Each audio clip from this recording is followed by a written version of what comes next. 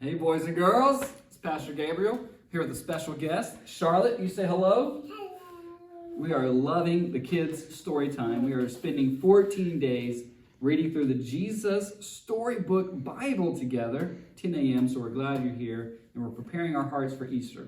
Today's story comes from the Old Testament. It's the story of Joseph, one of my very favorite stories. It's on page 76, The Forgiving Prince. Joseph and his brothers from Genesis 37 through 46. Jacob had 12 sons, but of all his sons, Joseph was his favorite. One day Jacob gave Joseph a splendid new robe. It was beautiful and rich with all the colors of the rainbow, but it made Joseph's brothers jealous. They wanted rich rainbow robes too. Then, to make matters worse, Joseph kept on having these special dreams. I dreamed I was the greatest. I was king. Joseph told his brothers, and you all bowed down to me. Now, I'm sure you know, even if Joseph didn't, that telling your brothers things like that isn't a very good idea. Joseph's brothers hated him even more. They wanted to kill Joseph and his dreams. And one day, that's exactly what they tried to do. They tore Joseph's rainbow robe off him and sold him to slave traders for 20 pieces of silver. The traders took Joseph to Egypt and made him into a slave. The brothers went home and lied to their father, telling him that Joseph was dead. That's the end of that dreamer, they thought. But they were wrong. God had a magnificent dream for Joseph's life, and even when it looked like everything had gone wrong, God would use it all to help make the dream come true. God would use everything that was happening to Joseph to do something good. Meanwhile, though, things were not looking good for Joseph in Egypt. He was far from home and from his dad. Then he got blamed for something he didn't do, and even though he had done nothing wrong, he was punished and thrown in jail. But God had not left Joseph. Why? Well, let's keep reading the story and we'll see how it goes. One night, Pharaoh, king of Egypt, had a scary dream about thin cows gobbling up fat cows.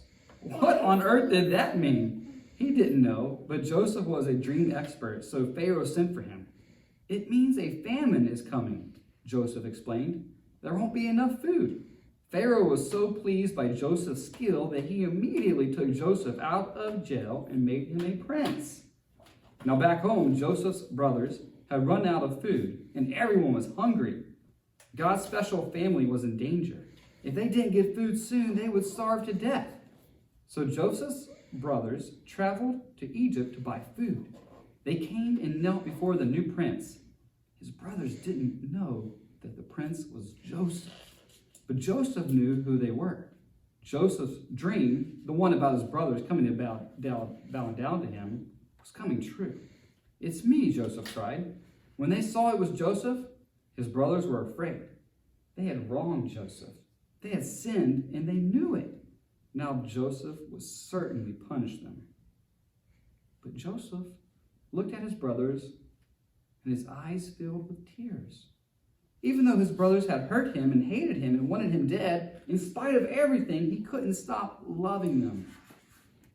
His heart, which they had broken, filled up with love, and Joseph forgave them.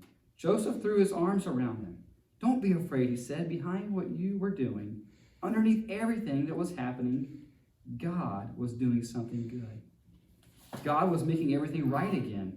Joseph didn't punish them. He rescued them. He brought God's special family to live safely into Egypt. We're going to finish the story. One day, God would send another prince, a young prince, whose heart would break, like Joseph. He would leave his home and his father. His brothers would hate him and want him dead. He would be sold for pieces of silver. He would be punished even though he had done nothing wrong. But God would use everything that happened to this young prince, even the bad things, to do something good, to forgive the sins of the whole world. What a great story that was. Thanks for listening to the story of Joseph.